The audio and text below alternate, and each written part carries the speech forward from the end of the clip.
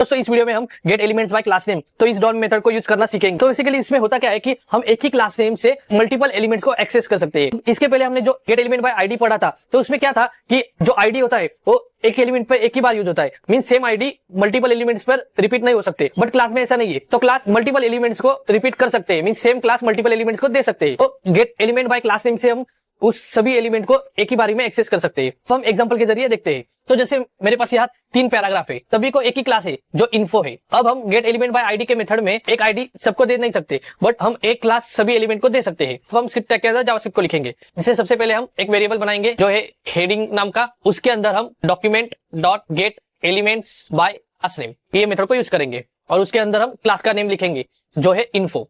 अब एक बात को ध्यान रखना कि यहाँ गेट एलिमेंट्स है, एलिमेंट के बाद एस लगाए। तो कई बार कई स्टूडेंट ये गलती करते हैं कि वो gate element by class name लिखते हैं, तो ऐसा नहीं है। तो gate elements bye class name है। तो हमने इस हेडिंग वेरिएबल में gate elements bye class name के अंदर इन्फो क्लास नेम का यूज करके हमने ये 3 एलिमेंट्स को एक्सेस कर लिया है। अब सबसे पहले हम इसे कंसोल में प्रिंट करके देखते हैं ताकि ये एक्सेस हो गया है कि नहीं तो देखने के लिए। सबसे पहले हम कंसोल लिखेंगे, console.log, और उसके अंदर हेडिंग को प्रिंट करेंगे। सिंपली रन करेंगे तो देखो यहाँ हमारे जो भी एलिमेंट्स आ चुके हैं। अब हम कंसोल में देखते हैं।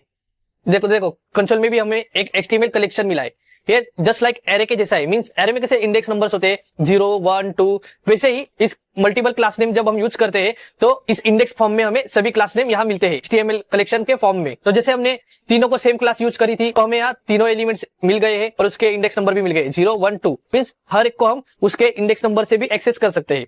तो जानेंगे आगे। अब में तो ये पता लग गया है कि हमारे हेडिंग वेरिएबल के अंदर ये तीनों एलिमेंट्स आ चुके हैं। अब हम उस पर चेंज करके देखेंगे। तो जैसे हेडिंग और हेडिंग डॉट इनर टेक्स्ट लिखेंगे और इक्वल टू करके नया टेक्स्ट एग्जांपल से लिखते हैं हेलो वर्ल्ड। अब हम इस हेडिंग के आगे किसी इंडेक्स नंबर को देंगे, मींस हमको यहाँ 0th इंडेक्स पर ये हेलो स्टूडेंट मिला है, फर्स्ट इंडेक्स नंबर पर ये मिला है, सेकंड इंडेक्स पर यही मिला है, क्योंकि ये हमें HTML कलेक्शन को रिटर्न करता है और HTML collection just like array होता है, मींस उसमें इंडेक्स नंबर के ऑर्डर में सेट हुआ होता है। तो हम सिंपली यहाँ 0 लिखेंगे। अब जैसे हम 0 लिखते हैं तो जो हमारा हेलो स्टूडेंट है वो हेलो वर्ल्ड में कन्वर्ट होगा। तो देखते हैं।